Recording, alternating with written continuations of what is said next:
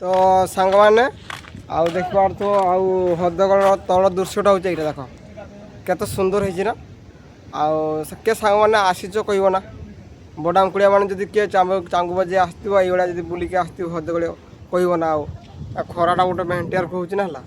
ଆଉ ଏଇ ତଳଟା ଏଇଭଳିଆ ଲାଇନ୍ଟା ଦେଖ କେତେ ସୁନ୍ଦର ଦେଖାହେଉଛି ପଛଆଡ଼େ ପାହାଡ଼ କେମିତି ଦେଖାହେଉଛି ଆଉ ପାଣିଟା କେବଳ ଦୁଇ ଭାଗ ହେଇକି ଯାଇଛି। ମୋତେ ତ ବହୁତ ସୁନ୍ଦର ଲାଗୁଛି ଯାହା କୁହ ଅଛି।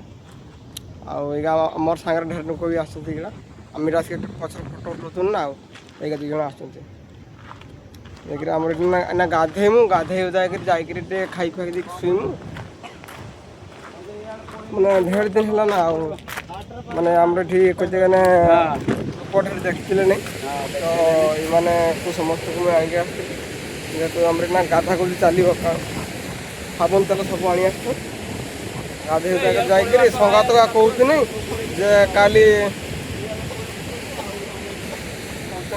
ମାନେ ଗଲା କାଲି କହୁଥିଲି ଆମକୁ ଯେ ହ୍ରଦଗଡ଼ ବୁଲେଇକି ନେବୁ ବୋଲି ଯେହେତୁ ତାଙ୍କର ଟିକେ ଅଧିକା କାମ ରହିଗଲା ତେଣୁକରି ସେମାନେ ଆସିପାରିଲେନି। ଯେହେତୁ ଆମେ ଆମର ଦେଖିଥିଲୁ ରାସ୍ତା ବୋଲି ପଳେଇ ଆସିଥିଲୁ ନ ଦେଖିଥିଲେ ନା ସେମାନେ ଡାକିକିରି ଆଣିଥିଲୁ ଯେ ଏ ପାଣିଟା ଦେଖ ଛିଡ଼ୁଛି କେତେ ବଢ଼ିଆ। ହଁ ଦେଖ ଛିଡ଼ୁ ତ ମୁଁ ଦେଖୁଛି ଦେଖ ମାନେ ଏତେ ସୁନ୍ଦର ଲାଗୁଛି ଦେଖିତେ ସାଙ୍ଗମାନେ ତ ବିଶ୍ୱାସ କରିବନି ବହୁତ ସୁନ୍ଦର ଲାଗୁଛି। ଆଉ ଏଇ ପଥର କାଟି କେତେ ସୁନ୍ଦର କରି ରଖିଛନ୍ତି ସୁନ୍ଦର ମାନେ। ଆଉ ଆମର ଟୁକା ତ ସବୁ ରିଲ୍ସ କରୁଛନ୍ତି ଦେଖିବ ଆଜ୍ଞା ଦେଖ ରିଲ୍ସ କେମିତି କରୁଛନ୍ତି ମାନେ ତାଙ୍କର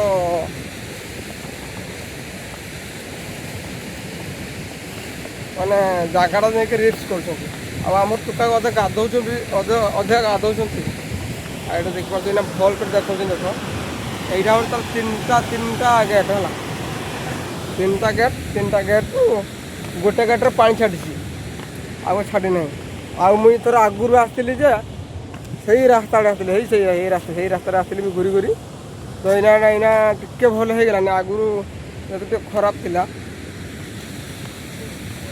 ଏଇନା ଟିକେ ଭଲ ହେଇଗଲାନି। ଆଉ ଆମେ ଏଇନା ଆଜି ଯଦି ଆସିନୁ ଏ ପାହାଡ଼ କଳ ଦେଇକି ଆସିନୁ।